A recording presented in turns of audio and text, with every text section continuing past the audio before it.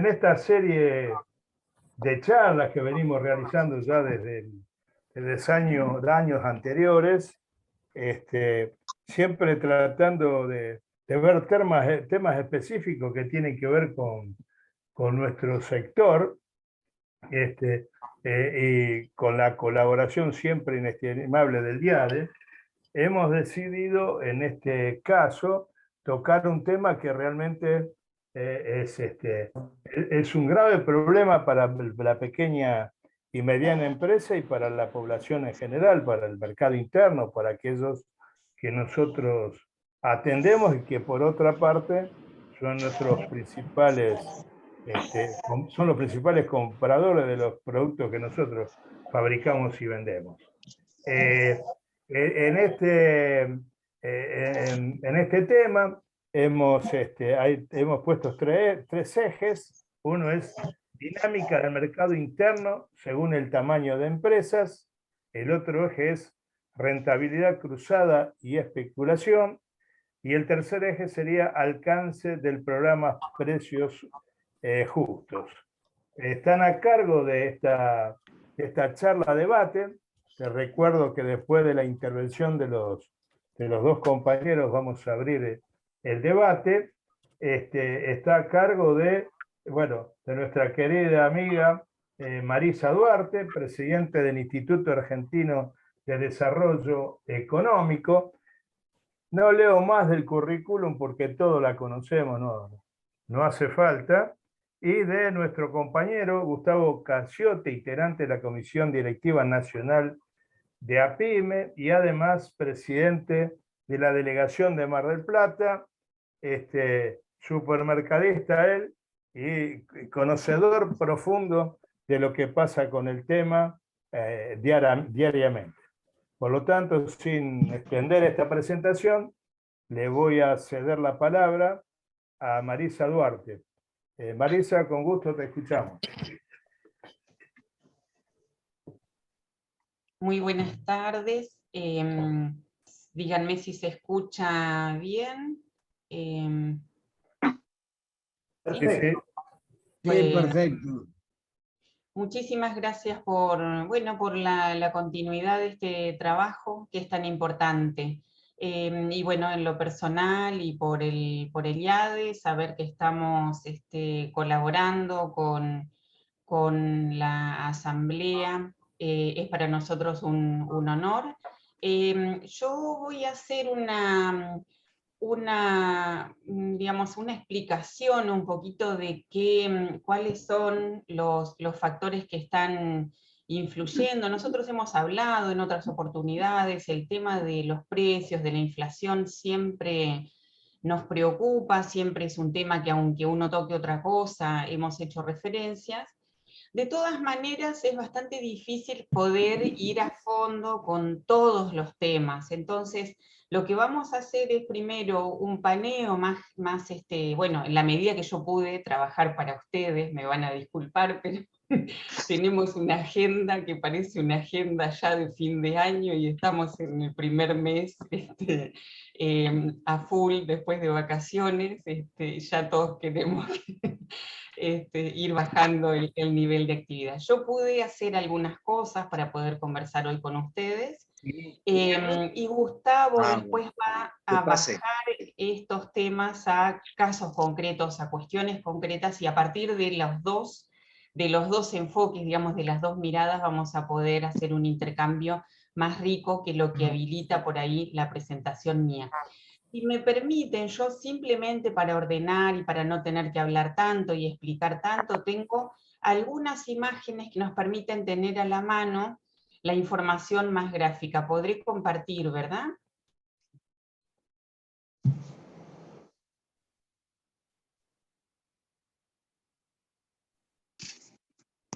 Entonces...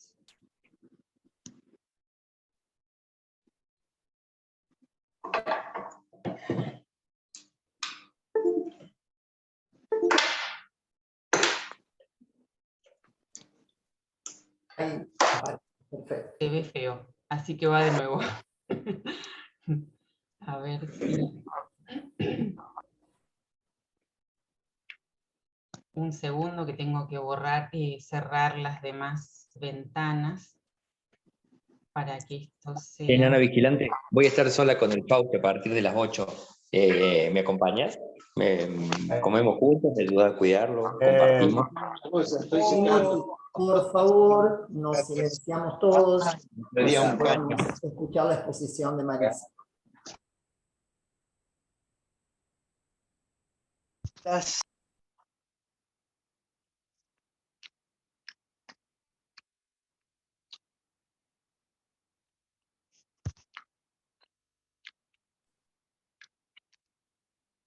Ahí se ve perfectamente. Está con el margen este, ¿no? Este de la izquierda que molesta un poco. Fíjate al pie a tu derecha, en la copita, a ver, es. Ahí está, ¿no? Bueno, ahora sí. Bueno, todos sabemos, ¿se está escuchando? Sí, perfecto. Bien. Todos sabemos, venimos de una dinámica complicada en términos de precios. Esta es la evolución del IPC a nivel general nacional. El año 22 cerró contra expectativas que digamos, indicaban la posibilidad de que esta distancia entre el año 21 no fuera tan alta, sin embargo se fue muy cercano al 100%, un dato que es muy preocupante. Esta es la evolución que tenemos desde el 18, vemos que a partir del 18, que es donde ocurren las grandes devaluaciones del peso, comienza esta tendencia fuerte hacia arriba, tiene altibajos, digamos el desplome de la pandemia en el 19, pero que de todas maneras no modifica una tendencia que fue alta. En el 20 hay una serie de razones que hacen a que disminuya, pero fíjense que desde enero del 21 a hoy la tendencia es claramente ascendente. Y dentro de esto vemos que el nivel general es sobrepasado por los precios de los alimentos, que son el punto crítico de la canasta de consumo. Si uno pudiera, bueno, si uno piensa en los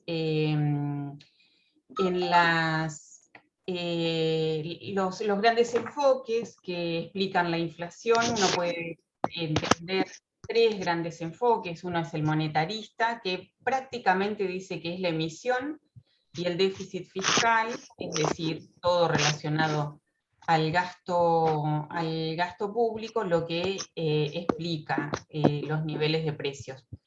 En el keynesianismo es que hay una ocupación plena de los factores y entonces se dirime por la vía de los precios esta incapacidad del sistema económico.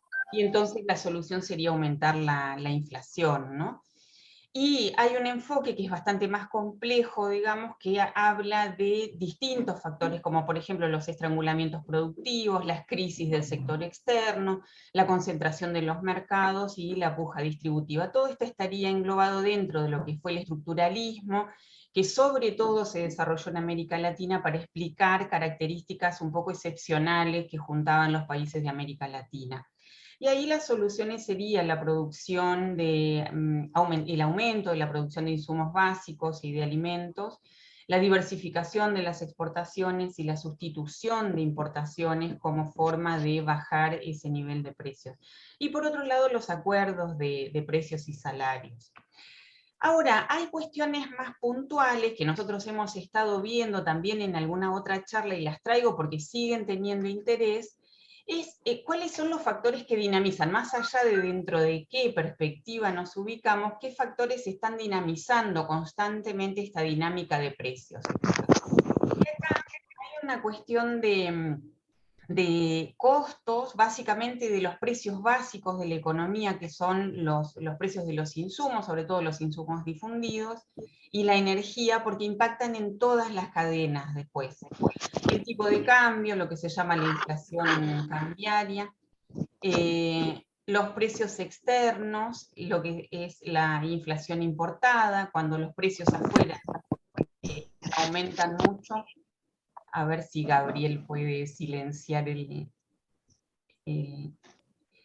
La puja distributiva, que vamos a ver que tiene una connotación muy particular en este último tiempo, las expectativas, y aquí abajo, que no puedo sacar esta barra sin hacer lío, es la inercial, es decir, una cierta independencia, una lógica propia de los precios que aumenta independientemente de todo. ¿Qué es lo que nos ha pasado en términos mayoristas y minoristas? Los precios mayoristas, como el IPC, estuvo en el 95%. Sin embargo, miren los desvíos que tenemos en mayoristas, en cereales y oleaginosas, que impacta en el pan. Ven que acá está el producto de base y acá el impacto, lo que sería casi la canasta básica o los bienes de consumo de cualquier familia, digamos. Y aquí los bienes del consumo de la producción. Tenemos que entonces en cereales hay un aumento muy por encima del nivel general. Los aceites se mantienen un poquito por encima, pero no tanto. La carne, porque esto es el año 22, hubo una batería de medidas que contuvo el precio mayorista, pero sin embargo el precio en las carnicerías, si bien estuvo por debajo del IPC, fue más alto que el ganado en pie. Esto se da siempre. Las frutas, bueno, no hay tanta fruta, digamos, más allá de algún tipo de procesamiento, entonces, bueno, pero fíjense cuán por encima está al consumidor que el nivel general, tanto del mayorista, que supera en 60 puntos, como en el precio minorista. Los textiles, fíjense que esto estuvo por debajo del nivel general, los precios mayoristas, y las prendas, sin embargo, tuvieron un aumento de un 30% por encima. Petróleo y crudo respecto de combustibles estuvieron un poquito por debajo. Aquí hubo algunos controles y después aumentos que están regulados. Este es un sector que sigue estando relativamente pisado, regulado por algunas los acuerdos de precios que hacen las petroleras, que son las que están acá, respecto de las bocas de expendio, las YPF, iba a decir, las estaciones de servicio.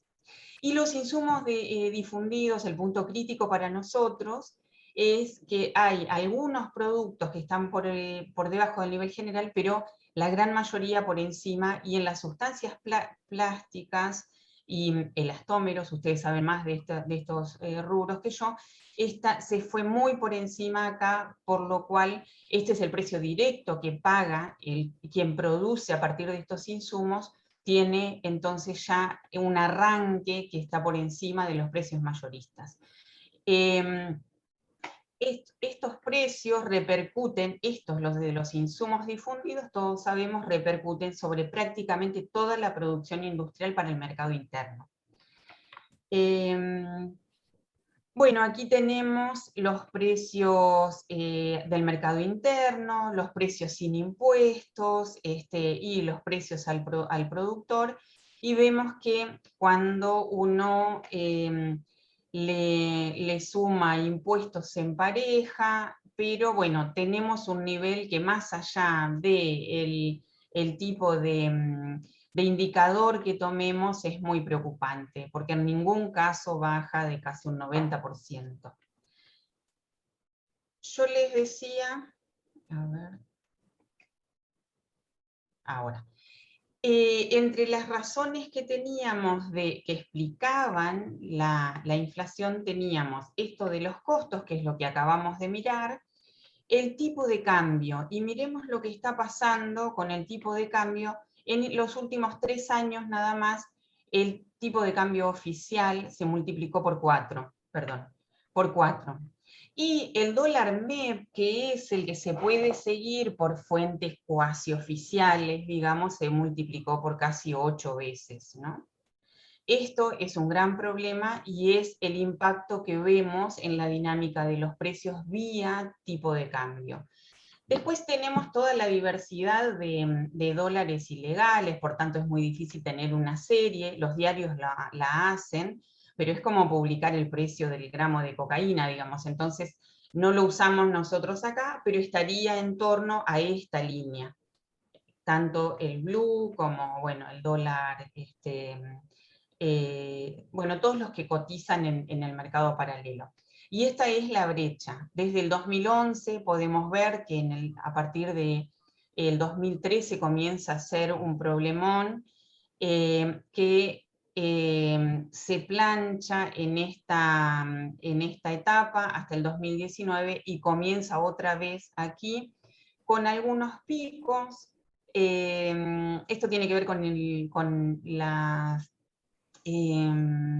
perdón, estoy tratando de entender acá.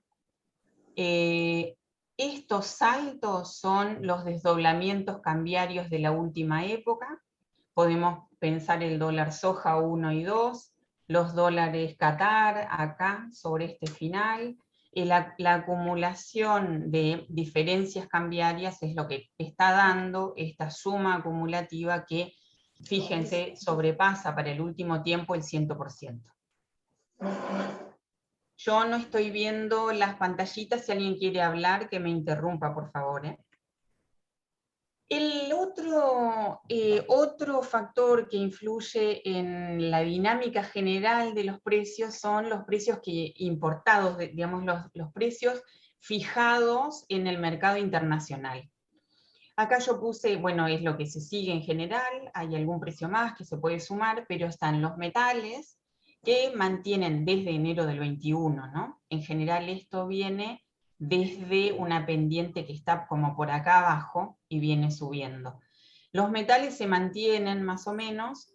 Los bienes agropecuarios, fíjense que tienen este aumento que es bastante significativo, pero el gran problema por el gran impacto que tiene en la fijación de precios internos es el petróleo, que de haber pasado, pensemos que en el 20 los precios del petróleo fueron negativos porque con la pandemia, no sé si recordarán que había un precio del barril de menos $10 llegó a estar, y fíjense el repunte que tiene, que hoy respecto del 21 está en más de, llegó a ser más del 200% y ahora está en un 50% por encima de los precios del 21. Este precio, que es el del petróleo, es uno de los que está ocasionando la tendencia global de los niveles inflacionarios al alza en economías incluso que no conocían niveles inflacionarios como los que están teniendo. El otro punto del que hablábamos era la concentración. Y acá, este cuadro también lo hemos visto alguna vez, pero lo pongo por si hay personas que no estuvieron en aquellas charlas en las que trabajamos este tema. Fíjense, por ejemplo, el aceite de maíz, el 80% del mercado lo tienen 2 firmas, el de las cervezas, el 98% lo tienen 2 firmas, el comercio minorista, los supermercados, 3 concentran más del 80%, bueno, en el mercado de galletitas, las gaseosas, y tenemos empresas que una sola tiene una gran porción del mercado. Si miramos leche fresca y en polvo, la Serenísima es prácticamente, determina, digamos, la lógica de todo el sector. Quiero marcarles puntualmente. En telefonía celular, 4 empresas tienen el 100%. El cemento, hay 3 empresas que concentran el 96%. En el petróleo, 3 el 90%, 4 llegan al 98%. Y después, bueno, en chapas, Techin tiene el monopolio. En aluminio es Aluar, y bueno, no quiero tocar esto que me permitiría ver algún renglón más porque se va a desbaratar todo.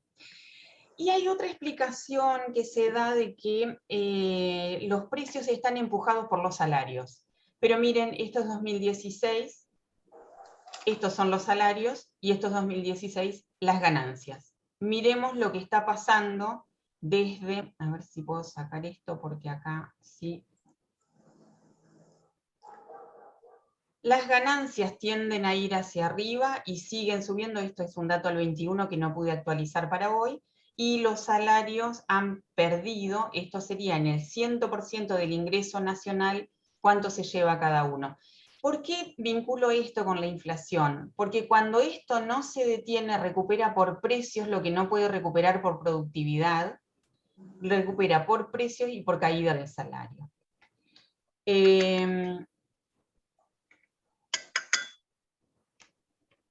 Acá.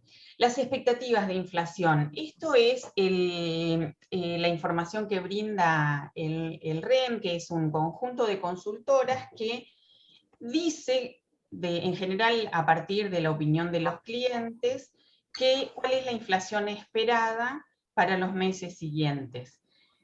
Por supuesto que cada consultora tiene una cantidad de personas con las que se relaciona y establece una especie de perspectiva, y esto era lo que dijo en la publicación de principios de enero, con esta tendencia, digamos, que sería casi estable, rondando entre un 5,5-6% de inflación anual. Hoy estamos conociendo, o sea, esto eran perspectivas, pero estamos ya con los datos seguros de enero y febrero. Y lo que tenemos es que estos dos datos ya están por encima, con lo cual es probable que esta previsión no se vaya a cumplir, aunque era una previsión bastante alta respecto de las expectativas que tiene el gobierno de tratar de bajar hacia un 3%, 4% los niveles de inflación. Para conseguir que esto no se dispare, una de las herramientas que se instrumentó últimamente, después de varios intentos, porque este es el 4º año de gobierno del presidente Alberto Fernández, fue el programa de precios justos. Se implementó sobre el final del año pasado. La idea era fijar precios para de noviembre a febrero del 23, y luego una pauta de aumentos controlados en torno al 3,2% mensual, que llegaría hasta junio del 23. Comprende unos 1.700 productos, acá hay alguna variación, no conseguimos el listado completo de productos, pero sí 1.745, que están ubicados en 15 sectores de la economía. El consumo masivo, la indumentaria, el calzado, que serían los más significativos. Luego, bueno, hogar, construcción, celulares, electrodomésticos, etcétera, etcétera. Y abarca todo el país, si bien con una distribución macrocefálica que representa un poco la distribución en casi todas las variables del país, una importancia muy grande del AMBA, si uno mira tanto los comercios adheridos como los productos. Ahora, si uno mira quiénes entraron al programa y lo asocia cada producto según la marca con la empresa o el supermercado, lo que tenemos es que, por ejemplo, el supermercado Día tiene 196 marcas propias dentro del programa. Walmart tiene 108. Molinos Cañuelas tiene casi todos sus productos dentro del programa. Esto es interesante porque fíjense que Día tiene de una marca de galletitas el paquete de 100 gramos, 200 gramos, de 1 kilo, no sé qué, y así con casi todos los productos, y suma 196. Pero Molinos Cañuelas tiene harina, preparados, premezclas, productos de mesa semi-elaborados y demás, y tiene 83 productos dentro del programa. Molinos Río de la Plata tiene 44, muchísimo de galletitas, fideos, yerba, bueno. La Anónima 33, la Serenísima, que es Mastellone, que tiene participación de Arcor, tiene 32, y Arcor entra propiamente en la empresa, más allá de esta participación que tiene en los lácteos, entra con 13 marcas más al programa. Después, bueno, va disminuyendo, pero podemos ver, esta es una pequeña empresa de Luján que tiene 31 productos, en general de la industria fideera. Carrefour tiene 28, Colgate Palmolive en productos de limpieza lleva prácticamente la delantera, Quilmes 18 productos, Nestlé, la parmesana, y bueno, así bajamos. Moritz es un jugador importante porque tiene 14 productos, pero de consumo muy masivo, me atrevo a decir. Bueno, con lo cual vemos, yo puse acá un porcentaje acumulado, podemos ver que estas 20 empresas concentran casi el 43% y el resto tiene el 57% de los productos. Después, bueno, una mirada a las marcas de indumentaria, y lo que vemos es que no era necesario poner a Aguada, Chiqui, Mimo, Perramús y Prun, porque son marcas que uno va cuando se va a casar y después nunca, nunca más las pisa. Entonces me llama la atención que en las marcas de indumentaria sean muy poquitas las pequeñas fábricas, las marcas de los pequeños actores de la industria textil, los que estén representados. Lo mismo pasa con las marcas de calzado que están incluidas, ¿no? ¿Cuál es el resultado provisorio, hay que decir, de este programa? Porque todavía le falta continuidad. Es, remarcando acá lo que acabo de decir, la ausencia del pequeño comercio en el programa, las pequeñas productoras, el comercio de cercanía, y después lo que repercute dentro de aquellos que sí están, bueno, incluidos es la falta de stock en muchos productos. Esto aparece como una de las cuestiones que refieren mucho quienes están siguiendo el programa. Desvíos de mercadería de los supermercados hacia otros canales de comercialización, la utilización de la cartelería del programa en productos que no pertenecen al mismo, la diferencia entre el precio de góndola y el de caja, la participación de los grandes supermercados y grandes productores, lo que redunda en una publicidad gratuita para las grandes marcas, un aumento del consumo en los supermercados y una baja en los comercios de cercanía, y una caída general del consumo tenemos, que no tiene que ver con el programa, sino con la conjunción de una caída del salario real, el aumento igual de los precios, porque tal vez el resultado más significativo que tenemos es que se sostienen los niveles de inflación. En noviembre fue del 4,9, diciembre del 6,1, y enero y febrero vuelve a aumentar. El poder adquisitivo, acá se los muestro desde el 2017 hasta diciembre 22, que es el último dato que tenemos. Este es el sector, vamos a empezar por lo más optimista, el sector público más o menos mantiene ahí, a duras penas se cae en toda esta etapa y recupera un poquito, perdón, recupera sobre diciembre.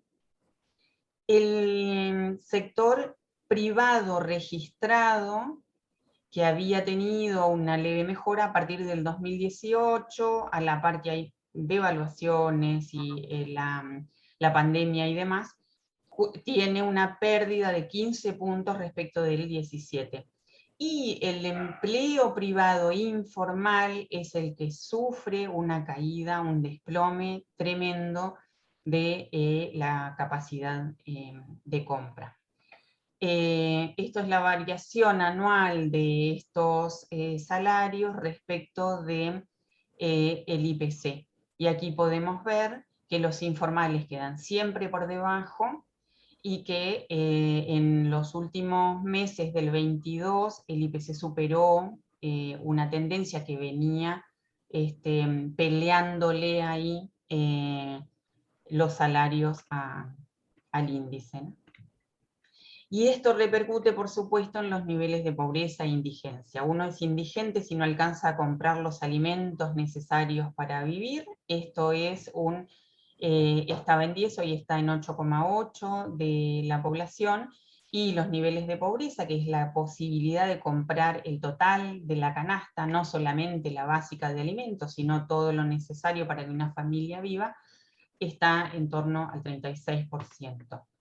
El consumo, que un poco al impacto de distintos programas y políticas dedicadas específicamente a alentarlo, ya sea precios justos, como en turismo, como bueno, distintas opciones que se fueron dando, que contribuyeron a lo largo del principio, fines del 21, principios del 22, para el tercer trimestre ya esto comenzaba a ralentarse y habrá que ver lo que muestren los próximos números.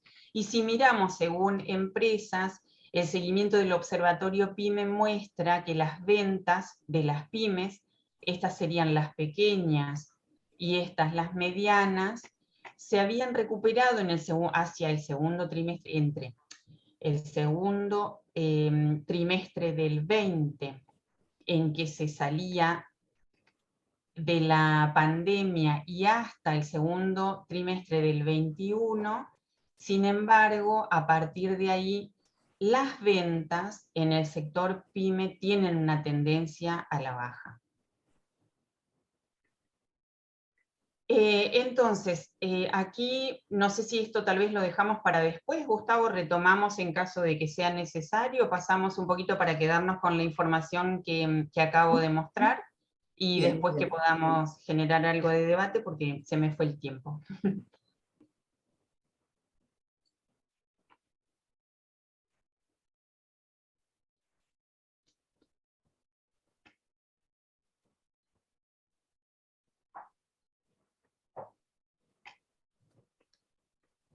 Bueno, si les parece, complementando y de alguna manera referenciándome en los datos que ha aportado Marisa Duarte con respecto a este tema, creo que todos podemos concluir que el tema central que hoy por hoy aqueja la coyuntura de nuestro país está relacionado con la inflación.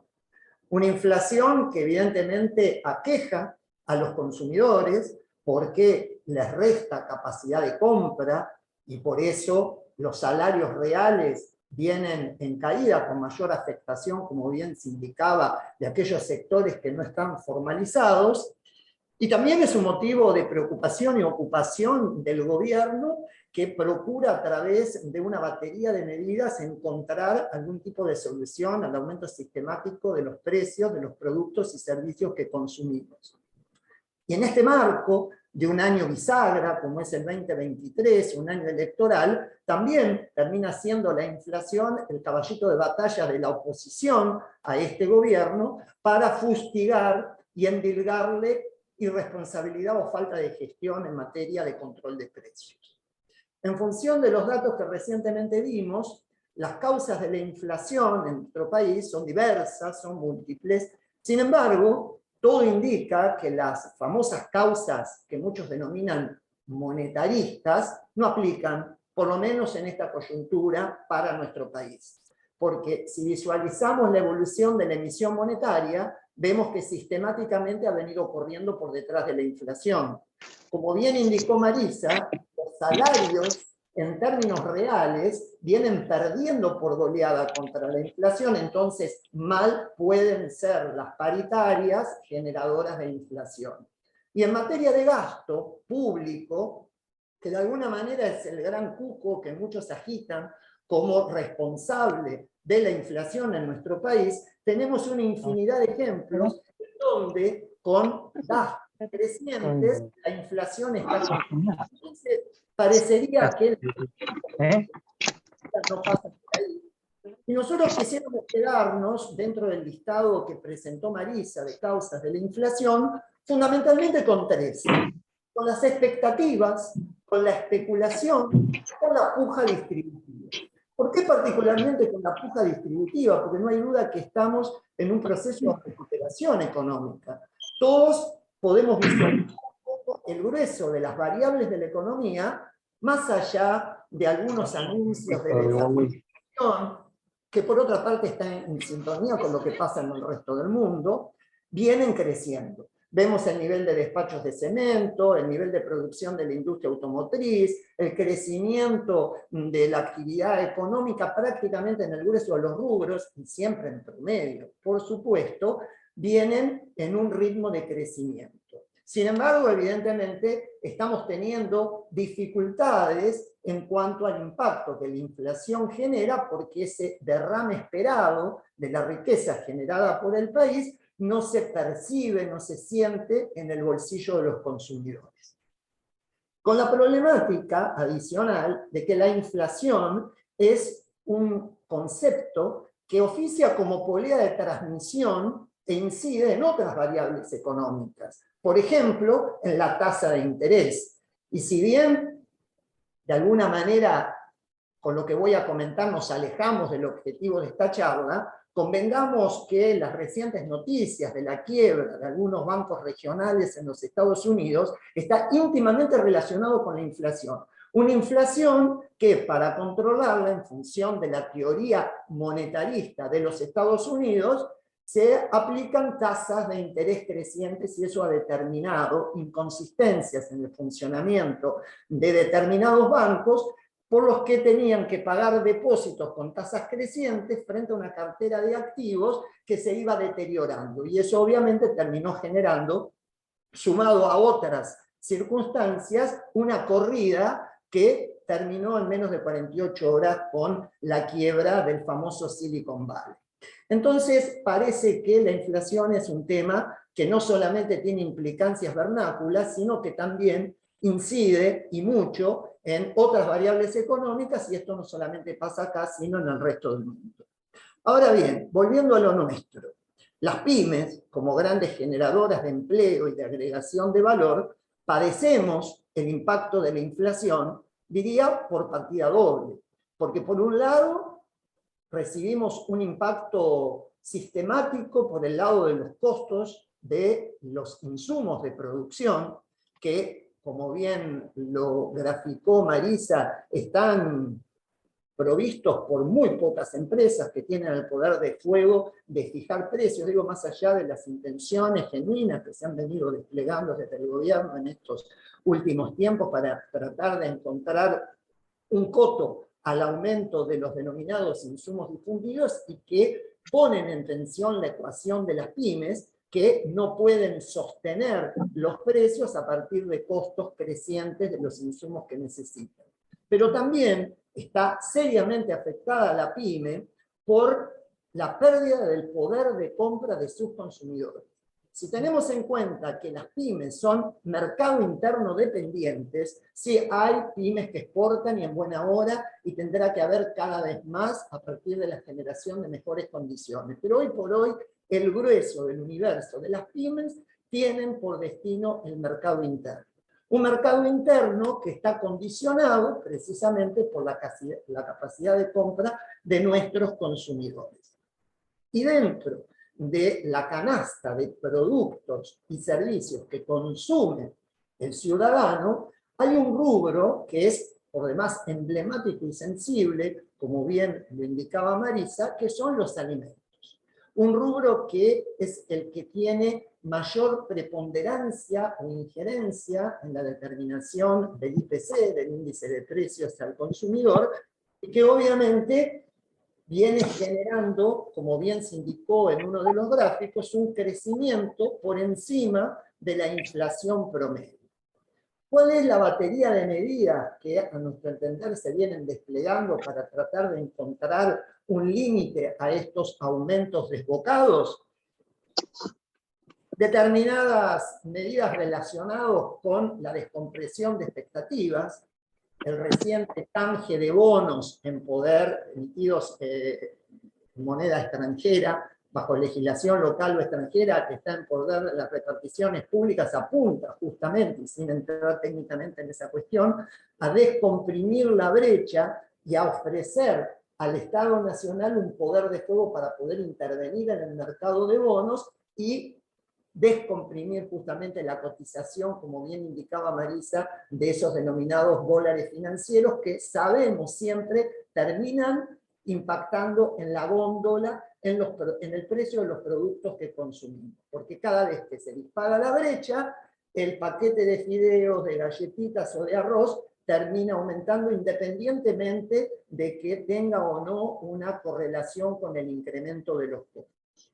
Y una de las herramientas que se han venido desplegando en los últimos tiempos para tratar de disciplinar el aumento del precio de los alimentos han sido los distintos programas, denominados de precios cuidados, de precios máximos en plena pandemia, un programa que terminó naufragando, que únicamente se aplicaba a los negocios de proximidad durante la gestión de la secretaria de Comercio Interior, que no prosperó, y fundamentalmente el programa de precios justos.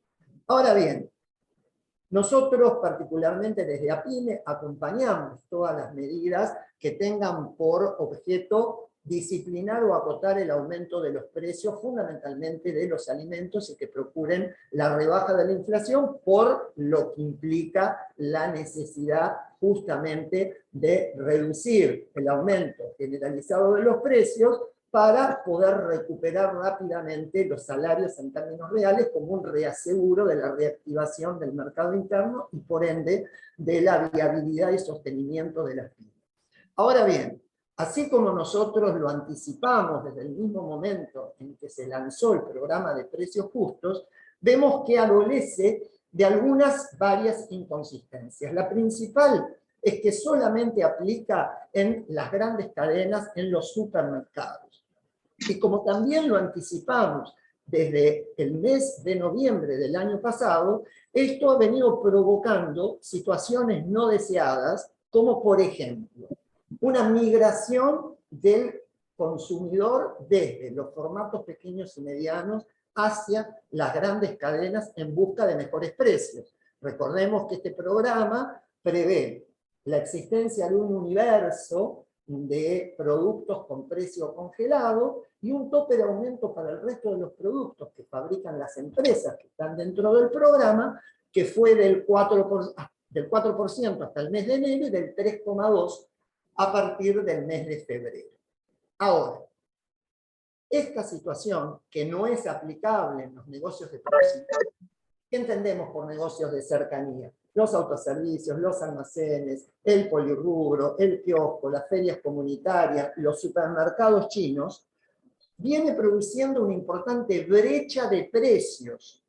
Una brecha que generalmente se asociaba con, históricamente digo, con el abuso de ese pequeño comerciante para maximizar su utilidad, para aprovechar determinadas cuestiones vinculadas con su ubicación o con la extensión del horario durante el que está abierto para incrementar su ganancia, pero que hoy por hoy está íntimamente relacionado con el hecho de que ese pequeño y mediano comercio paga más caro.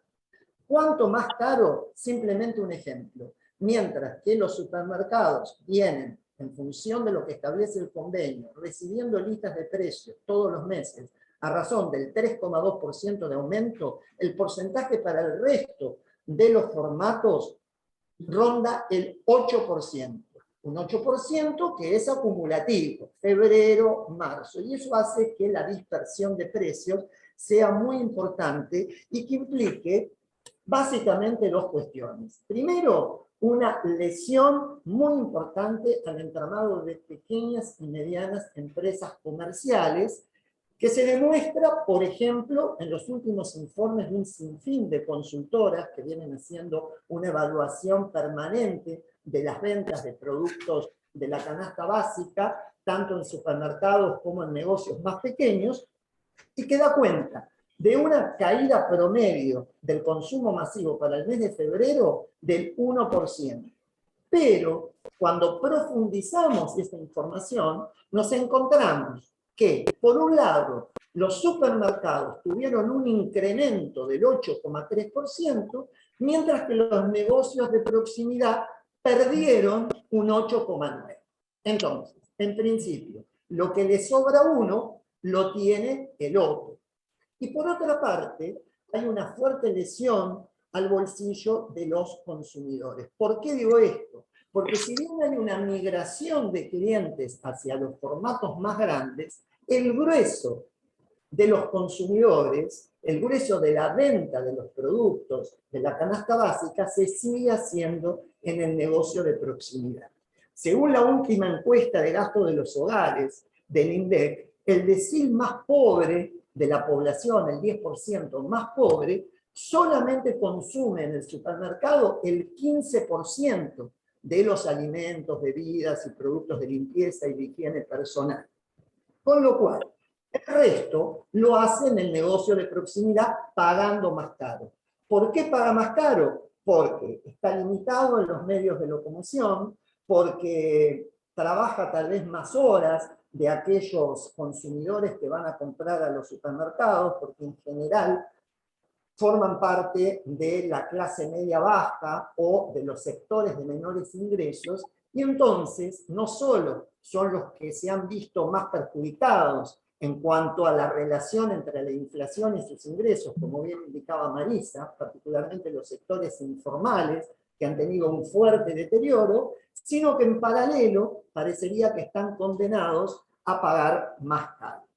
Y en el medio, algunas varias inconsistencias para redondear esta cuestión y que, a nuestro entender, exige una revisión precisamente para poder lograr la efectividad de esta medida que nosotros celebramos y acompañamos, y que está relacionada, por ejemplo, con el hecho de que muchos distribuidores oficiales de productos que están dentro del convenio llevan al comerciante pequeño y mediano precios, que en este caso serían costos para el comerciante, por encima del precio de venta del supermercado.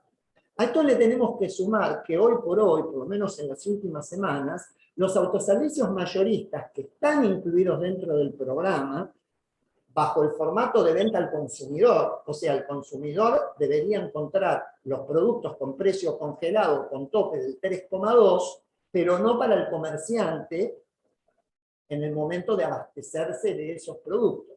Bueno, esos mismos autoservicios mayoristas han venido denunciando que los productores, los que nosotros denominamos formadores de precios, como bien indicaba Marisa, que concentran el grueso de la producción de cada uno de los rubros, no les han respetado ese 3,2%.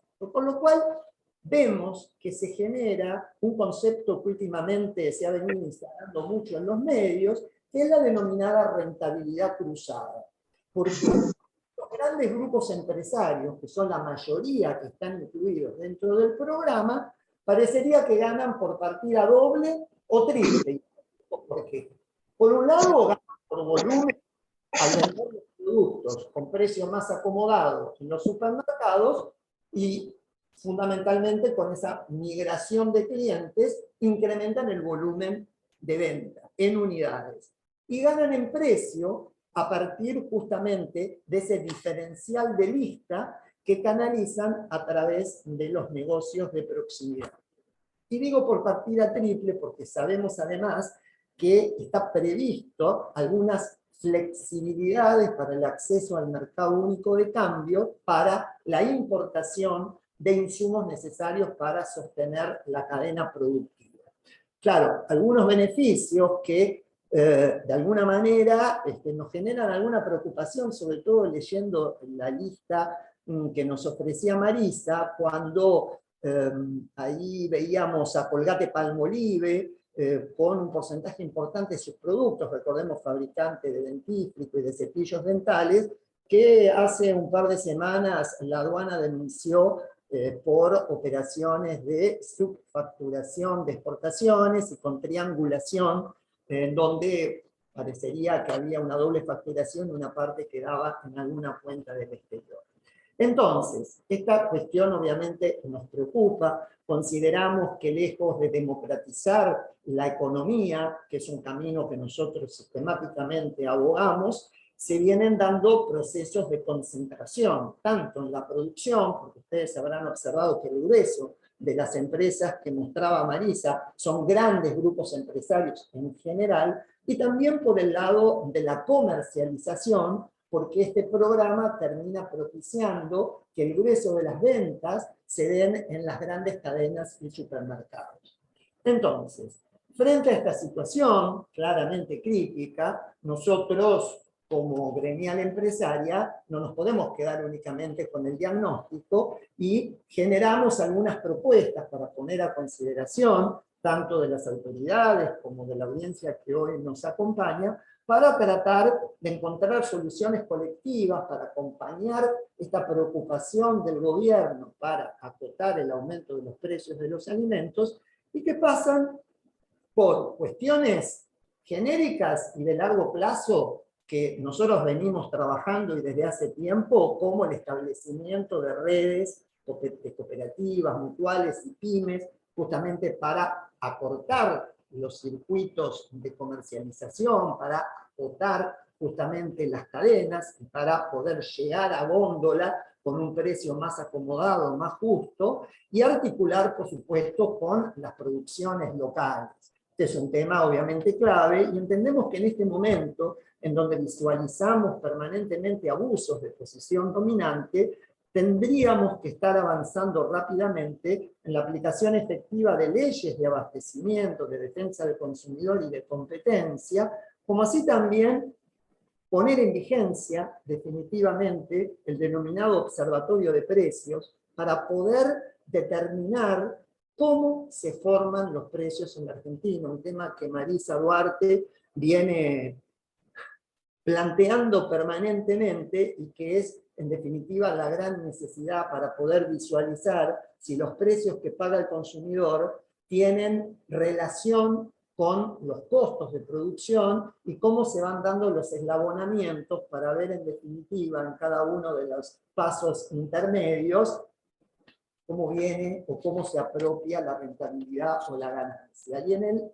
caso concreto, y termino con esto, del programa de precios justos, creemos, como creo que quedó claro, que se debe avanzar en una aplicación efectiva para todos los puntos de venta y no excluir a las pequeñas y medianas empresas por las consecuencias que acabamos de comentar, y seguramente se deberá poder avanzar en una canasta de productos diferenciados, tal vez exclusivamente para los negocios de proximidad, para que justamente las pymes tengamos la posibilidad de ofrecer también productos con precios competitivos, para lo cual obviamente hay que pagarlos a un precio acorde que les permita a esas pymes competir, tal vez no en las mismas marcas, pero en productos de marcas reconocidas que no estén incluidas dentro de los famosos productos con precio congelado, que le dé un valor competitivo a esa pyme.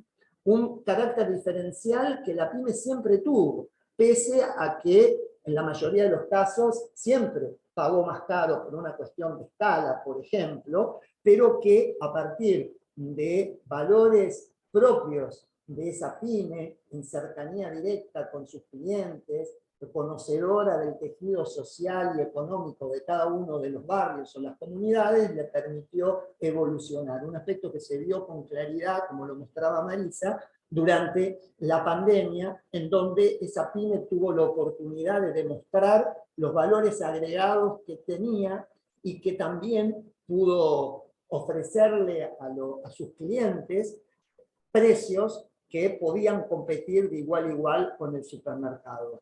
Creemos que tenemos la necesidad, insistimos, de aplicar en forma masiva para todos los puntos de venta este programa, si efectivamente queremos, estamos convencidos que esa debe ser la intención, reducir la inflación, por lo menos en materia de alimentos, en un plazo relativamente corto para garantizar la recuperación progresiva de los salarios de los trabajadores, de los jubilados, que creemos que es el tema crucial en este momento para que justamente los beneficios del crecimiento económico lleguen con equidad a todos y cada uno de nosotros.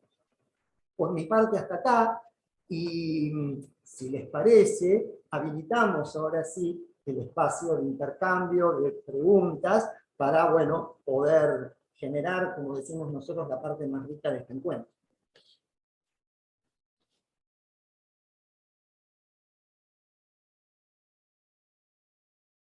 Vamos ir viendo un poquito el chat. Hay muchos comentarios, muchas consultas, así que si les parece, vamos leyendo. Te leo, Marisa, si te parece. Ahí Carlos pidió la palabra también, no sé si lo estás viendo, Gustavo. Ahí veo bien, un pedido para Hace un Carlos rato. Sí. de Bahía Blanca. Bienvenido y te escuchamos entonces. Buenas tardes, ¿cómo te va, Marisa? Un gusto, compañeros, un gusto verte, Marisa. Un gusto enorme. Primero, tu informe me pareció muy interesante, muy preocupante, y bueno, es algo que ya lo vimos, no lo conocemos. Vos sabés que los otros días escuché un par de cosas, y después te quiero preguntar, porque eso no lo escuché ni en la charla tuya ni en lo que expresó Gustavo. Antes del proceso, antes del golpe, de la última dictadura militar, eclesiástica, militar y empresaria, el nivel de pobreza era del 4,5 a 4,6. Hoy estamos en el 40%.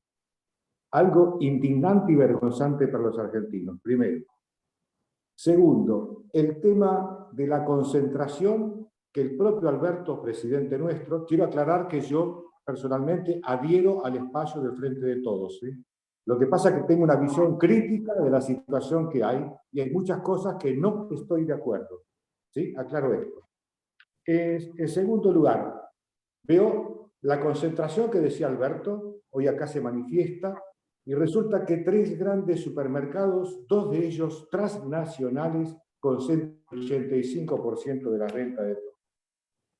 Nosotros en los 90, en APYME, perdimos la batalla de la lucha contra la erradicación, tanto de Menem como de la Rúa, de los grandes centros de comercialización minorista. Esa batalla la perdimos y nunca se pudo cambiar, nunca se pudo cambiar. Hasta ahora, aún en el gobierno de Néstor Kirchner no se cambió la concentración. Bien. Por otro lado, después escuchamos a los economistas neoliberales y ortodoxos con sus argumentos que siempre tienen para argumentar. Primero, la pandemia, cosa que es cierto, y segundo,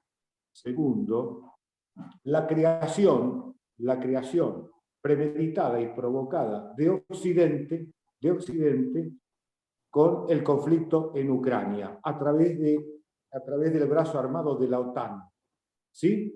Provocando una crisis económica en todo el mundo y nuestra situación de dependencia. Y acá va la pregunta concretamente, y mi desacuerdo en todo esto, porque indudablemente que la inflación es insoportable. El poder adquisitivo, como ustedes lo dijeron, ha bajado enormemente, sigue bajando y no veo un sentido de recuperación real. El tema de la bimonetización, el tema de la dolarización de la economía, una enorme y gran trampa. Y el acuerdo regresivo por una deuda enajenada del gobierno anterior con el Fondo Monetario Internacional. Bueno, eso eran mis observaciones y mis desacuerdos y mi pregunta. No sé cómo querés que hagamos, Gustavo. Sí, vamos... adelante, Marisa, ¿Sí? por favor.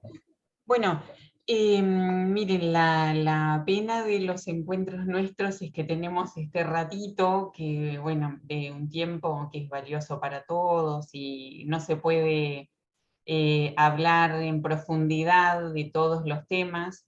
Yo le agradezco porque no solo Carlos, sino ahí están en el chat también incorporando una cantidad de elementos que se podrían haber entrado perfectamente para explicar toda esta situación. Entonces, por otro lado, creo que compartimos nosotros una especie de lugar ideológico del mundo, digamos, donde queremos tratar de encontrar soluciones para los momentos que nos toca vivir, es decir, no somos personas que nos ponemos afuera de todo, criticamos todo y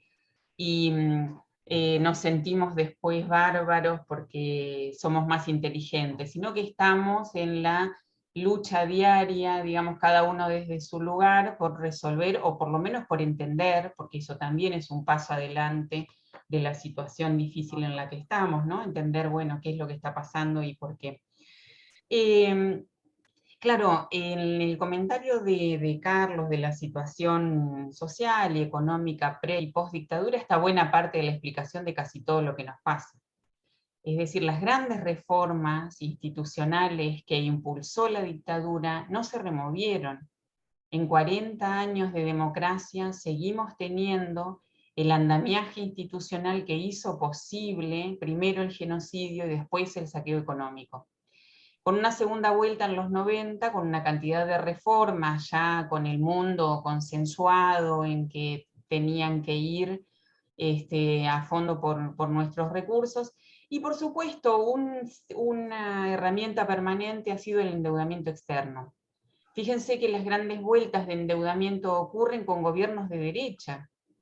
Es a los gobiernos de derecha a los que les presta el mundo para los propios negocios de la oligarquía. Jamás le va a prestar el Fondo Monetario a un gobierno nacional y popular para que desarrolle su industria. Dos, como tenemos la ley de entidades financieras, de la reforma financiera de Martínez de Oz, y eso no se ha podido cambiar, tenemos que luchar con una cantidad de restricciones que están amparadas, muchas de ellas son delictivas. El bimonetarismo comienza en los años 70 a partir de una cantidad de procesos y de los dólares que entran, primero por la abundancia de los petrodólares, después por otra cosa, bueno, después el endeudamiento, o sea, una cantidad de cuestiones. Pero también es el endeudamiento, la correa de transmisión para destruir el Estado empresario argentino con todos los encadenamientos que tenía. Piensen que nosotros a duras penas hoy tenemos el 51% de YPF, pero hasta eso habíamos perdido. Y eso, igual que en cada empresa pública, porque la deuda externa se tomaba endeudando a las empresas públicas muchas veces, entonces las quebraban y después decían, qué mal que funciona esto, ¿no? Y se vendía a precio vil a los mismos tipos que habían hecho posible el endeudamiento. Entonces, yo creo que esto da para todas las charlas que ustedes quieran, las conversaciones que quieran, para abordar cada uno de los temas. Yo les decía al principio, siempre uno hace un recorte, porque tiene que recortar para poder entrarle a cuestiones que siempre tienen muchísimos más elementos. Ahora, creo que todo esto nos remite a hablar de que lo que no se está tratando de reconstruir es un sistema productivo pensado para el mercado interno, por el mercado interno, para los actores sociales que son los empresarios nacionales y los trabajadores que viven o mal viven según le vaya bien o mal a ese mercado. Y esto no es algo que haya encarado el actual gobierno, sino que va gestionando los problemas, que uno lo puede entender desde la dinámica esa. Si uno no rompe algo de esa estructura, tiene que gestionar sistemáticamente los problemas. Ahora, no se está resolviendo ninguno, con lo cual la bola va a ser cada vez más grande y en algún momento no se va a poder parar. Ese es el problema que está en la base de las cuestiones. Nosotros acá, en tren de encontrar soluciones de corto plazo, podemos decir, bueno, que precio justo tenga todo el comercio minorista, no solamente al comercio, porque entraron por marcas, por productos y marcas. Hay que entrar por el productor. ¿Por quién está llevando el pan a la mesa? No por los intermediarios que absorben toda la producción de toda la cadena y son 4 bocas, panificadoras son 3. De leches, ¿cuántos productores lecheros hay en todo el país? Sin embargo, los que comercian la leche son 2. Eso es lo que hay que modificar. Entonces, se está gestionando, que no está mal, insisto en esto, pero los resultados no van a ser la 8ª maravilla del mundo. ¿Se entiende? A lo sumo se llegará mal, medio cascoteado, herido, y qué sé yo, y se llegará a octubre, pero no es una solución a nada. Las soluciones en el caso de la producción de alimentos tienen que ver con la gran dificultad que tienen los productores de fruta y verdura de los cordones que están en las periferias de las ciudades, que nos traen la lechuga cada día a cada verdulería, aguantando contra un sistema que favorece todo el tiempo la apropiación de la tierra para negocios inmobiliarios y de todo tipo, conforme uno se aleja de la producción de soja, que no la comemos nosotros. Entonces eso es lo que está. Si uno mira los censos, aunque son malos, todo lo que querramos decir de los censos, pero uno mira el censo y lo que ve es que la superficie destinada a la producción de alimentos en este país disminuye sistemáticamente. Los productores de alimentos van desapareciendo, las granjas mixtas desaparecen, y de ahí es de donde salen los alimentos que nosotros comemos. El Alto Valle fue dinamitado por la producción petrolera, las bodegas boutique y no sé qué. ¿Cuántos de nosotros puede comprar un vino de 5.000 pesos hoy? Otra vez para el casamiento y olvidémonos. Entonces digo, no hay grandes misterios. Si uno se pone a buscar la base de los problemas, hay problemas estructurales con soluciones estructurales. Si uno quiere incidir en el sistema agroexportador, Vicentín estaba ahí, la teníamos picando en el área y estaba para nosotros. No, señores, se la quedó Glencore, una empresa que le transfirieron todos los activos, que para cuando sepamos dentro de 20 años que teníamos razón, ya la empresa no va a existir más, la va a tener otro. Una empresa además acusada de una cantidad de delitos, puesta en la ribera del Paraná, o sea que imagínense, o sea, también la situación que tiene Rosario no es que está ajena a todas estas explicaciones, digamos. Si yo tengo secreto fiscal, financiero, y no tributario, y no sé cuántas cosas, y puedo hacer con la plata cualquier cosa. Hoy de mañana estaba en un encuentro sobre criptomonedas. Y especialistas, tipos que manejan las criptomonedas, explican cómo es tan fácil que todos los negocios ilícitos estén pasando por activos que son virtuales. Y Argentina todavía no tiene ninguna regulación para nada de eso. Una sola regulación. Entonces ahí yo veía recién que, creo que Julián decía, la debilidad del Estado un poco está favoreciendo la concentración. Y sí, porque alguien regula. No existe la mano invisible, hay una mano siempre, y está el Estado o están los poderosos. Entonces, por lo que nosotros tenemos que pelear es porque en cada política que se vaya a hacer, que haya una mesa para nosotros, pero con voz y voto, no para que después nosotros no protestemos porque resulta que nos invitaron a comer un sanguchito. Entonces, este tipo de cosas son las que hay que discutir para que se pueda incidir nada más en lo que decía Gustavo, en lo que venimos trabajando y todo. Hay una cantidad de cosas que podrían haber mejorado el programa. Entonces, estamos en una situación que es compleja, no nos gusta lo que está haciendo este gobierno, más allá de que lo hayamos votado, que pensemos que bueno, que si la amenaza es Milei lo vamos a volver a votar y qué sé yo, pero no es esa la discusión ahora. Nosotros lo que tenemos que hacer es ver por dónde luchamos, que son las cosas que APIME sistemáticamente dice y todo, seguir consolidándolas, reforzándolas, tomando todo lo que va apareciendo, estar en la avanzada de las discusiones, y ese es nuestro día. Alguna vez la pegaremos, alguna vez nos escucharán, nos escuchan casi siempre. El tema es que nos está costando esto de llegar. En algún momento las cosas cambian, y lo nuestro es estar siempre en el mismo lugar donde estuvimos para que alguna vez nuestra voz sea escuchada. Compartimos una consulta que nos hace por el chat Juan Carlos Butiuk. Me complicaron con el apellido que me aparecía chiquitito acá, y nos dice: estoy advirtiendo que los precios de insumos de la construcción están por arriba del dólar oficial, o sea, se está teniendo inflación en dólares o están atados al dólar delictivo.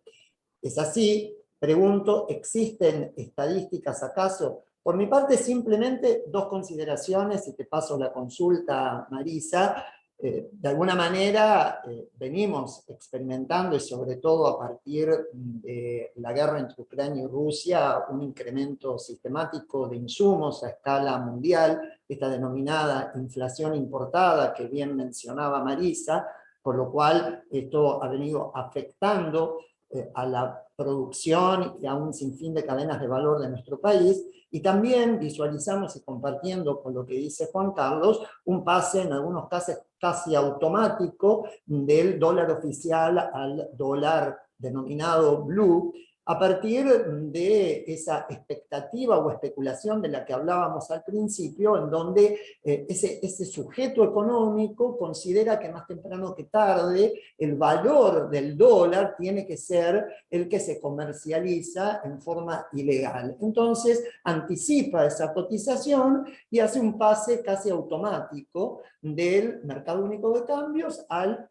tipo de cambio alternativo, ilegal, blue o como lo quieran llamar. Obviamente que hay un gran componente de especulación ahí y por eso que, por lo menos de acuerdo a nuestro entender, todas las medidas que procuren descomprimir expectativas devaluatorias que lleven más certeza a los operadores económicos de que el Estado va a tener los dólares necesarios para atender sus obligaciones, tendrían que empezar a descomprimirse, más allá que, por supuesto, está sistemáticamente atravesado por cuestiones, como decíamos, de especulación, en donde ese importador o el que termina interviniendo en esa operación para la venta de los insumos importados procura maximizar su utilidad a partir evidentemente de una posición de privilegio o en muchos casos casi o monopólica o en donde hay muy pocos jugadores que le permite justamente estas prácticas abusivas. Toda tuya la consulta. Claro, lo que pasa es que se genera una dinámica donde existiendo un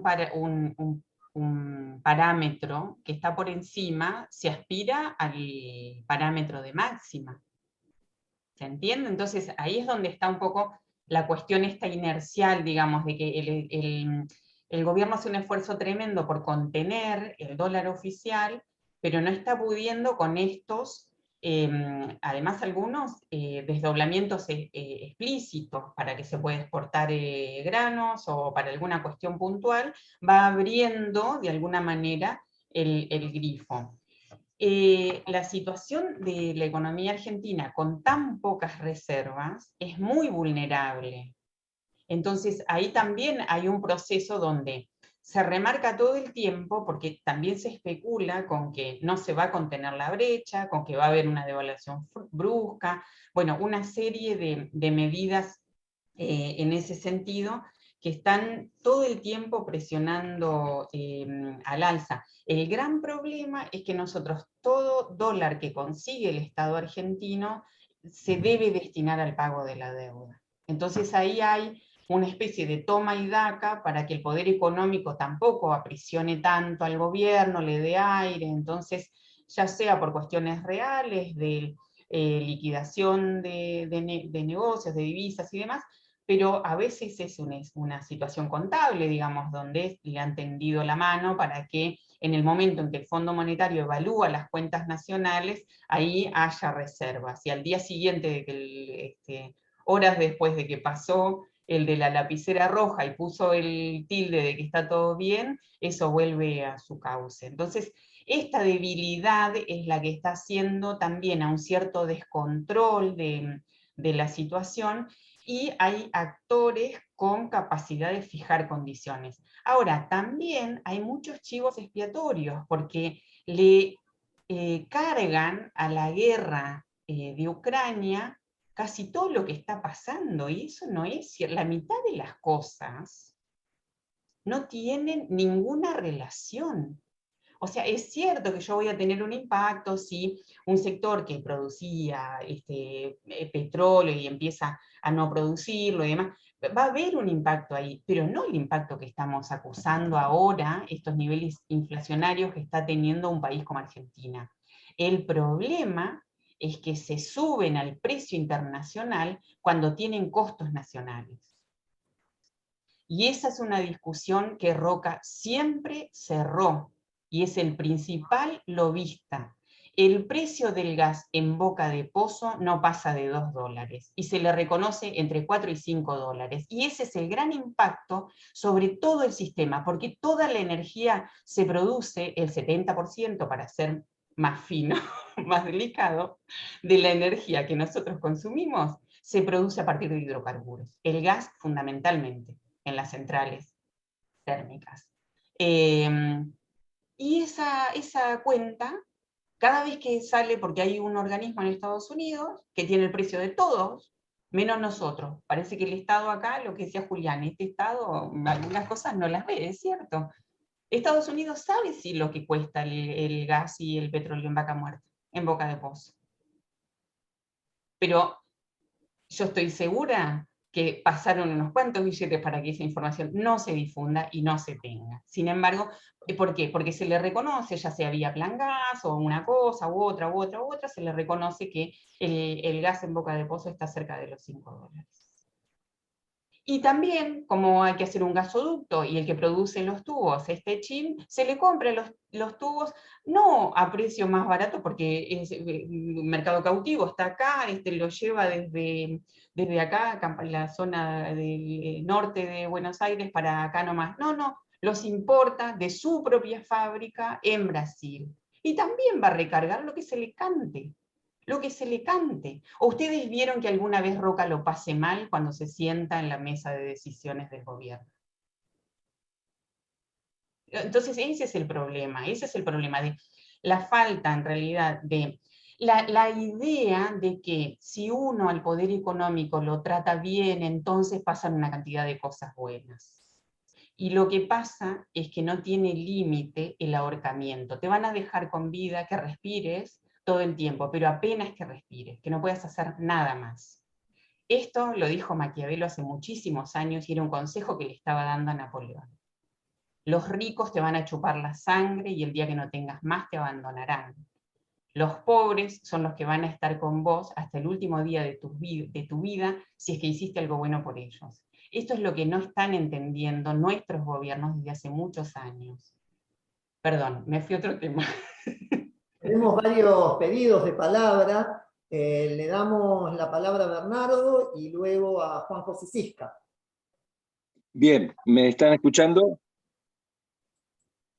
Sí, perfecto.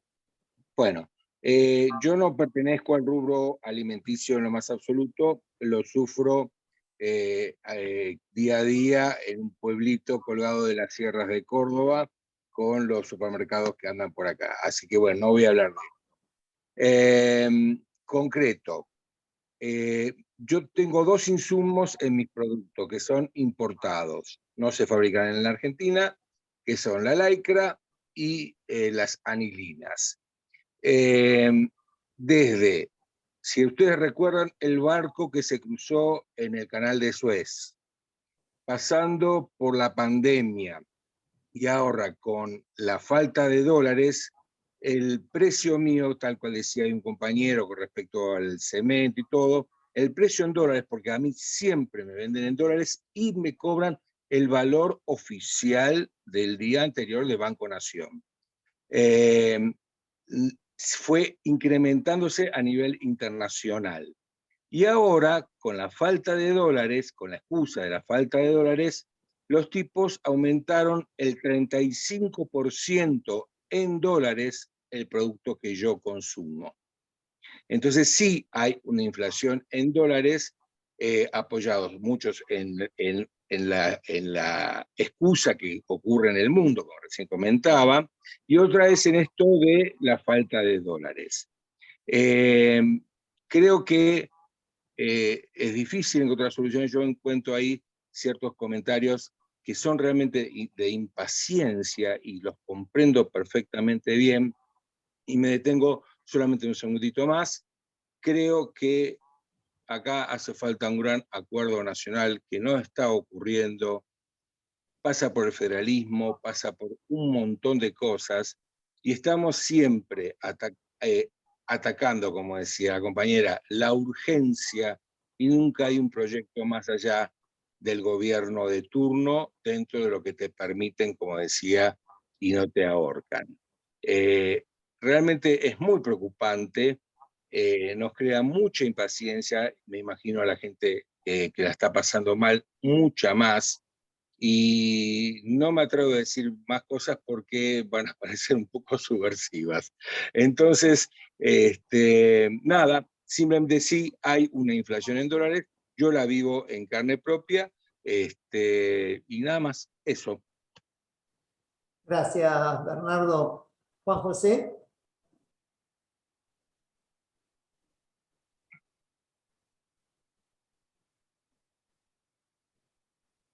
Está silenciado, José. Ahora sí. La economía, la economía depende directamente de la política, por lo tanto, todos los comentarios que estamos haciendo nosotros son comentarios que tenemos que terminar reconociendo se pueden solucionar únicamente con política.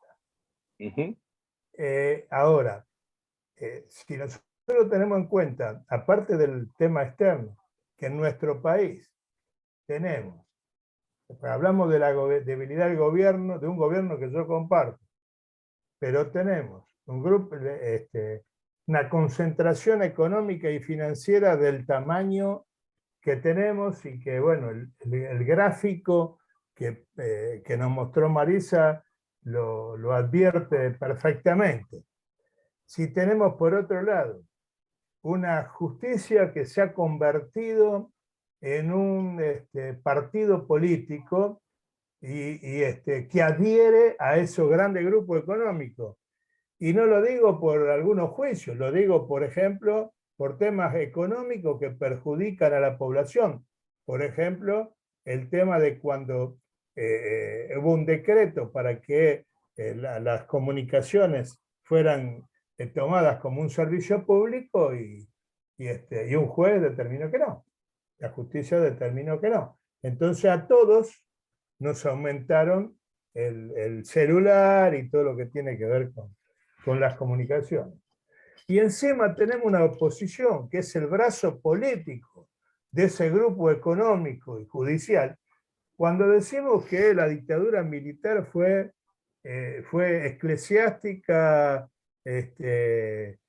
militar, por supuesto, bueno, y en este momento, salvando la distancia y la crueldad, bueno, de eso no vamos a hablar, porque hemos estado justamente rememorándolo hace poco, estamos en una coyuntura en lo económico similar. Tenemos los grupos concentrados, el poder judicial, el poder mediático, etcétera, etcétera, y un partido político, el PRO, Cambiemos, y todo lo que está metido ahí adentro, que es el brazo político de esos grupos. Con una cantidad de votos muy importante, porque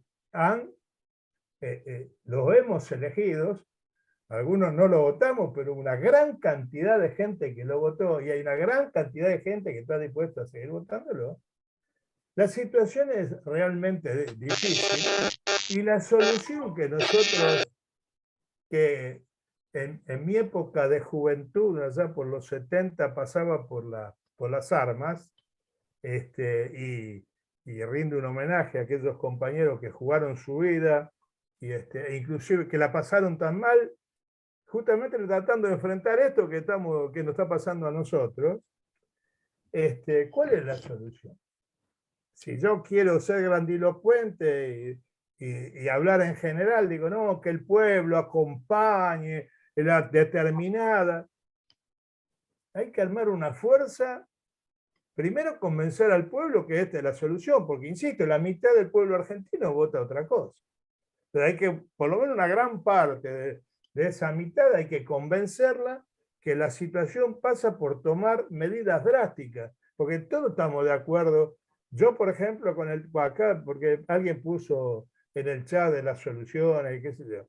Y mirá, la solución sería, por ejemplo, congelar los precios, aquel que saque los pies del plato, llegar hasta confiscarle la empresa. Hicimos un decreto con Vicentín, sabiendo lo que era Vicentín, como decía Marisa, acá, donde pasa la droga por el puerto, donde el puerto de Rosario, con todo lo lío que tiene Vicentín, el puerto de Rosario lo gerencia Vicentín. Todavía hoy lo gerencia Vicentín. Ahora, hay un gobierno capaz, porque la solución la conocemos todos, de juntar las voluntades populares en una cantidad tan importante como para que un estúpido como Scarpín, el intendente de Reconquista, no diera vuelta a la resolución, el decreto nacional, porque juntó 5.000 personas ahí en Reconquista. Eso retrocedieron como locos todos, no solamente el gobierno, ¿no? Cuando quiere tomar el gobierno una medida más o menos progresista, no hay quórum porque la oposición no da quórum. A mí me parece que en lo inmediato la solución es que gane el Frente de Todos con una abrumadora cantidad de votos, que le permita tener mayoría propia tanto en la Cámara de Senadores como en diputados. Y allí sacar las leyes que sabemos están dando vueltas. Nosotros lo tenemos a Heller ahí dando vueltas con la ley de entidad financiera y todo el movimiento, y nosotros mismos, ¿cuántos años hace? Si tuviéramos, y si después, con esa diferencia, no somos capaces de hacer un gobierno progresista, es porque nos están traicionando, muchachos, y bueno, ya después, de acá a 4 años, creo que yo no sé si va a estar. Pero la realidad me parece, seamos sinceros con lo que está pasando. Nosotros estamos contra la pared, atravesados por una... Y esto no es para que bajemos los brazos, al contrario.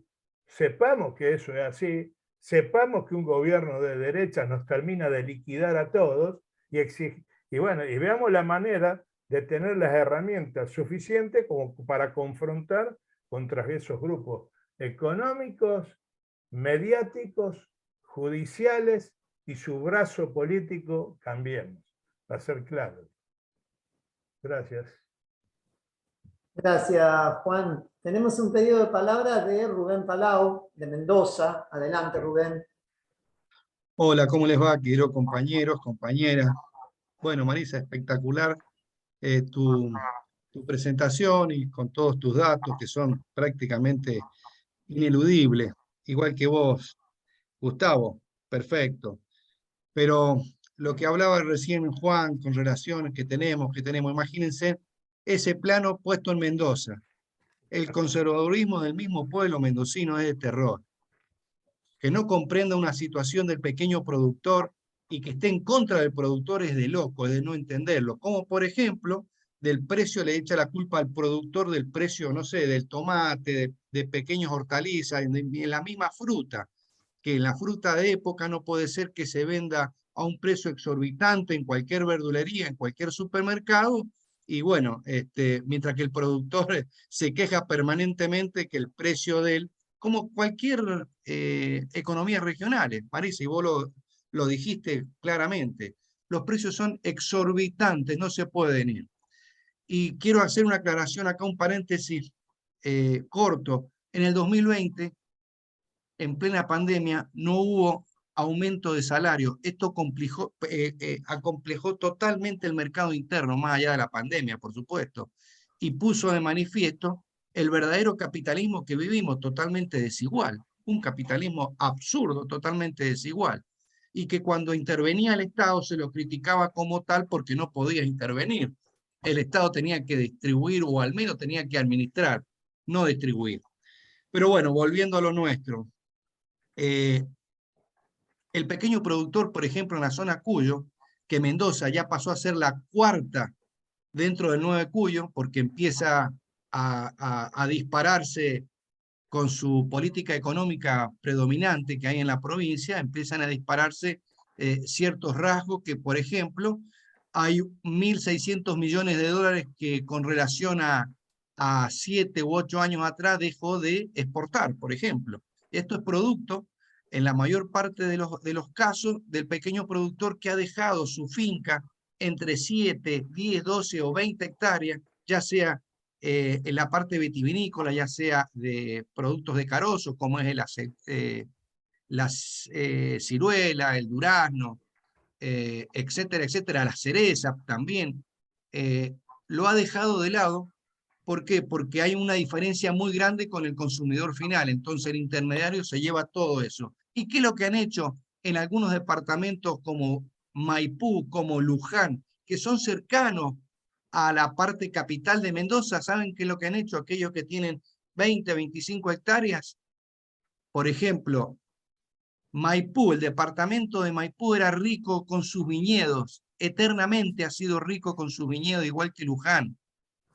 Como pequeño productor no da más, no da para más, no le sirve el producto. Y por ejemplo, en la parte vitivinícola, la bodega se lo ha comido prácticamente, lo ha jodido el resto de su vida con ese juego de la oferta y la demanda y el Estado no interviene. En aquel entonces teníamos GIOL como un ente que podía regular el precio del vino en el mercado interno e inclusive en el mercado externo, pero como todas esas bodegas de grandes apellidos mendocinos fueron compradas por grandes bodegas extranjeras, bueno, esos pequeños productores, ¿saben lo que han hecho? Han contratado, han vendido sus terrenos con algunas empresas constructoras y han hecho barrios privados. Entonces, ese alejamiento del productor para hacer de una u otra forma un negocio inmobiliario ha dejado a Mendoza totalmente desguarnecida en cuanto a su producción.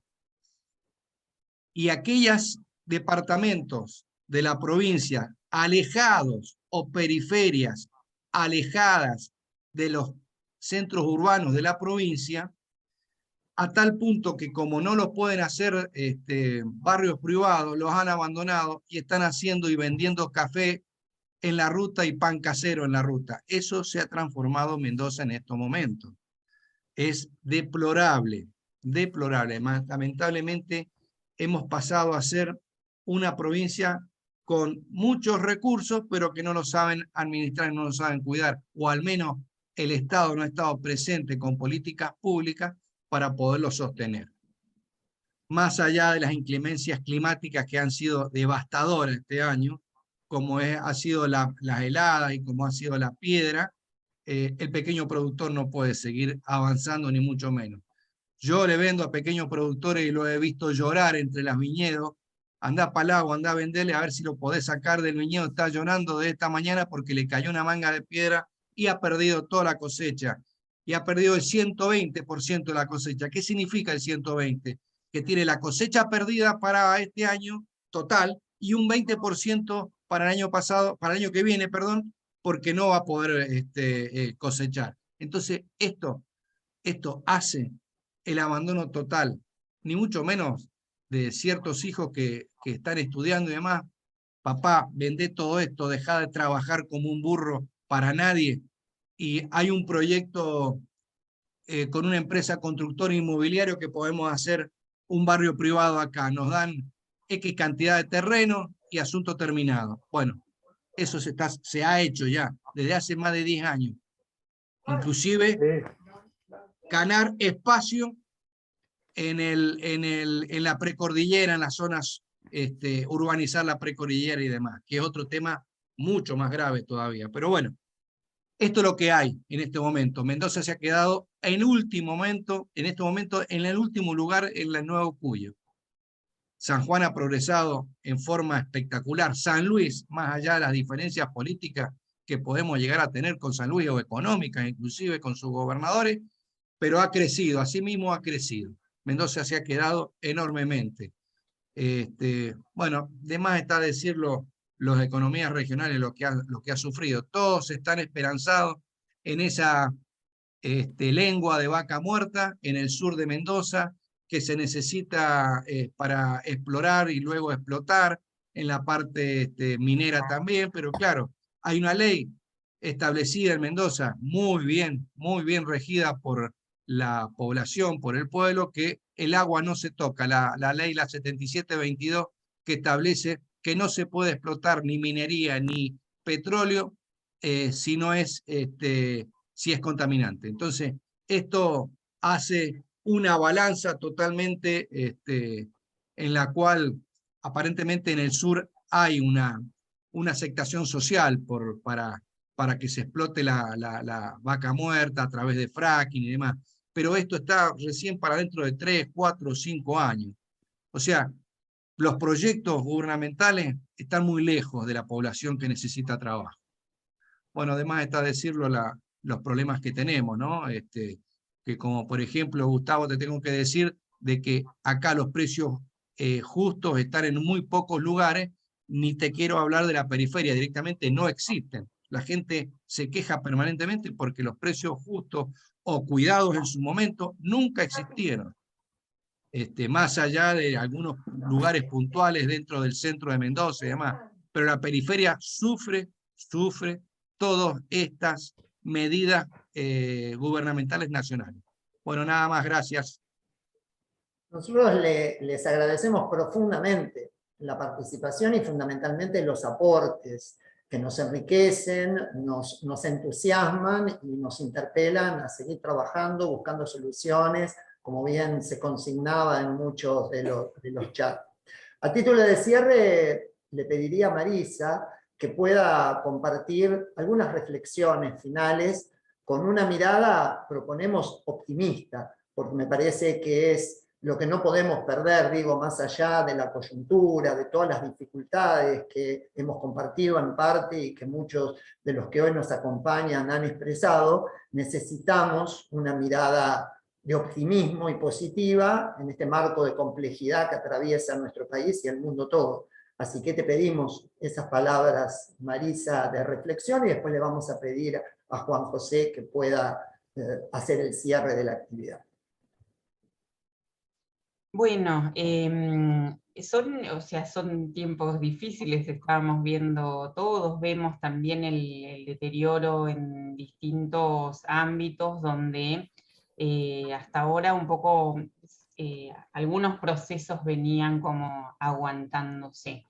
Ahí en la conversación hay varias cuestiones que nosotros como país hicimos y muy bien en décadas pasadas, con lo cual no hay limitaciones o impedimentos que no sean los recursos y la orientación de la política pública para volver a hacerlos. Ahí comentaba, creo que Bernardo, que él importa anilina y lycra, que ahora no se hace en Argentina, pero hubo épocas en que sí se hicieron. El tema es que dejó de producirse una cantidad de insumos que son necesarios para la producción de muchísimos bienes en el mercado interno, y ahora dependemos de esos bienes que son importados a un dólar que lo fija el que pone las condiciones, ¿no? Entonces ahí hay todo un camino para hacer que tiene que ver con la exigencia de la sustitución de importaciones y la diversificación de las exportaciones, y esos son procesos graduales, o sea, de toda la cadena de valor, que uno sabe qué parte se produce acá y cuál necesita bienes importados, cada pequeño espacio que se gana es menos divisas que salen, más puestos de trabajo locales y más valor agregado generado dentro.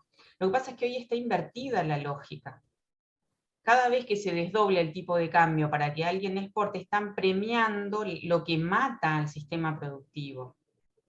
Entonces ese es un camino en el que nosotros creo que cada día aportamos en ese sentido, pero que es muy, muy importante y muy significativo. Todo el tiempo se habla de conseguir dólares, pero los dólares no solamente hay que conseguirlos, sino evitar que se vayan. Y cada vez que se importa algo no necesario, se van dólares que podrían estar en las reservas del Banco Central. 2, se están mirando con lupa importaciones que no deberían estar mirándose con lupa. Si se agujereó la matriz productiva y hoy necesitamos importaciones para la producción, esas no deberían ser los dólares que se cuidan. Y contrariamente, en el sistema financiero hay un festival de dólares que van y vienen. Entonces, bueno, me parece que todos nosotros compartimos de los años ya que tenemos de intercambiar y demás, que el camino va por ahí, por la reconstitución de una matriz productiva, pensando en el trabajo y la producción de nuestro país para nuestra gente. Hablamos tanto de que alimentamos a no sé cuántos millones de personas, 400 millones, y somos 40 millones y pico, y no podemos comer todos lo suficiente para vivir para que una familia no sea indigente. Entonces, no son cosas tan difíciles tampoco, me parece que en la persistencia, en lo que hemos dicho. Por otro lado, igualar al capital extranjero con el nacional mata al nacional. O sea, hay etapas en las que se retrae, pero no se le gana terreno. Entonces hay que hacer diferenciación positiva hacia el capital nacional. Y ahí hay una cantidad de recursos, desde el Compre Nacional, Compre Pyme, una banca de desarrollo, que algo del crédito que va a tantas otras cosas vaya a la producción. Hoy conseguir el crédito para la producción, entre la poca previsibilidad que tiene la economía argentina, más las condiciones del sistema financiero, es imposible. Y por otro lado, toda una segmentación que tiene que haber, porque la pyme no puede ser tratada como es tratado un grupo económico, que puede desde evadir casi todos los impuestos a hacer comercio interno y comercio exterior a precios que es lo que se le ocurre, lo que quiere fijar la empresa. Las empresas que son enganchadas en procesos estos de fijación de precios de transferencia, subfacturación de exportaciones, sobrefacturación de importaciones, tienen juicios que pueden durar 15 años en la FIP. Y hoy hay algunas líneas que miran el balance y van rápido sobre ellos. Eso también, el control, el fortalecimiento del Estado. Y después yo no apostaría tanto al Palacio a conseguir los diputados. Tenemos que estar involucrados como ciudadanos en las políticas públicas. Vicentín murió por 500 personas en una plaza, pero había miles que estábamos dispuestos a hacer una cantidad de cosas para que esa movida salga bien. No nos llamaron a ninguno. Hubo una conferencia de prensa pelada, con menos poder y menos gestualidad de que lo voy a hacer, que un chiste. Entonces, no hay que apostar tampoco, porque no son épocas en las que nos van a dejar pasar con leyes y solamente la letra. Acá hay que apelar al consenso, pero también a la autoridad, también a la ley para los que hay que aplicarla, y ir camino a un gobierno que se parezca más a lo que estamos exigiendo desde hace años. Entonces, la batería de propuestas, desde en precios justos, que es a lo que más nos dedicamos, es la inserción de los pequeños productores en ese programa. La generación de mercados de cercanía, de ferias, o sea, donde el productor pueda ir, pero que no tenga que tener toda una cuestión casi administrativa y demás para entrar en el programa. Y lo otro es lo que vimos, el programa así como está, es un beneficio más que se le da a las grandes empresas. Y el mecanismo para contribuir a lo contrario es muy sencillo, diría yo. Si uno revisa los productos que están en las provincias, deben ser unos 14, creo que es no me acuerdo si es por provincia o por boca, por supermercado creo que se entró. Se debe entrar por producto y por productor incluso, porque si no se está favoreciendo al que tiene la boca de expendio. Si uno mira la composición de precios justos de las provincias, y como mucho son 20 productos, una cosa así. Entonces eso también debe tener un enfoque mucho más federal. Ahora, me parece que también el paraguas que necesitamos es la convicción de que otro país puede construirse, reconstruirse otro país, como lo que todos nosotros acá damos, cada uno un elemento distinto, pero de lo que queremos que sea. Entonces tan difícil no debe ser imaginarse. El tema es que cuál de nosotros nos está diciendo: yo quiero un país donde todos tengamos trabajo, donde la industria sea pujante, donde la ciencia y la tecnología esté dedicada para nuestros desarrollos productivos, donde la pyme no esté siempre ahí sufriendo, sino que haya una línea que la considere, donde el sistema financiero tenga sus negocios, que los tenga si es que se decide que eso es tan beneficioso para todos, que la deuda tenga una dinámica que no sea asfixiarnos, porque eso es lo que está haciendo ahora. Entonces, eso como programa político, falta que alguien le dé carne, porque entonces ahí es donde aparece después toda la discusión, donde muchos de nosotros empieza, basta que uno diga algo para que el otro diga, no, pero ¿por qué? Digamos, si hay un referente que está levantando esa bandera, es mucho más fácil que todos vayamos para un lado. Pero si no, todo el mundo está tironeando la bandera a ver quién se la lleva, que es un poco la dinámica que estamos viendo en este tiempo. Pero digo entonces, para recuperar un poco el optimismo que ustedes tanto me piden, es seguir trabajando juntos en las cosas que hicimos siempre, porque eso es lo que nos da por lo menos la entereza para seguir mirándonos al espejo y no desconocernos a nosotros mismos ni entre nosotros. Muchísimas gracias, Bien, Marisa, gracias. Gustavo. Rubén, estamos cerrando. Sí, simplemente si el informe de Marisa y el tuyo se puede mandar a las distintas delegaciones. Sí, seguramente esta charla se grabó, así que vamos a compartir el link de la grabación, y si contamos con la generosidad de Marisa para que pueda compartir las placas, también las vamos a socializar, porque estamos convencidos que son insumos que nos ayudan para entender más y mejor y poder compartirlo con nuestros socios, con la comunidad donde nos manejamos, porque a partir de esa información podemos entender más y mejor lo que nos pasa y poder construir colectivamente propuestas. Así que sí, contá con eso. Juan José. Bueno, muchísimas gracias. Para el cierre de la actividad, agradecido de mi parte por la participación de todos y todas. Bueno, muchísimas gracias a los dos expositores, a los compañeros que estuvieron en toda la charla. Por supuesto que desde APIME transmitimos optimismo y acordando con lo que decía Marisa, todo se puede lograr con el acompañamiento de la población. Así que sigamos juntos, sigamos tratando de tener la fuerza necesaria para que todo este diagnóstico y propuesta que hacemos pueda ser llevada adelante.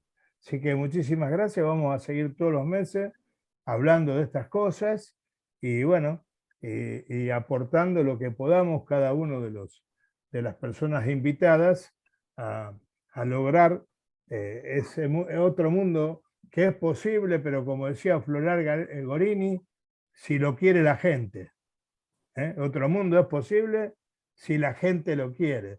Y le agrego yo, y que me perdone Floreal, porque soy un irreverente, si lo quiere y trabaja para eso. Y nosotros tenemos que trabajar para eso, ¿no es cierto? Bueno, muchísimas gracias a todos. Buenas noches a todos. Gracias, Marisa.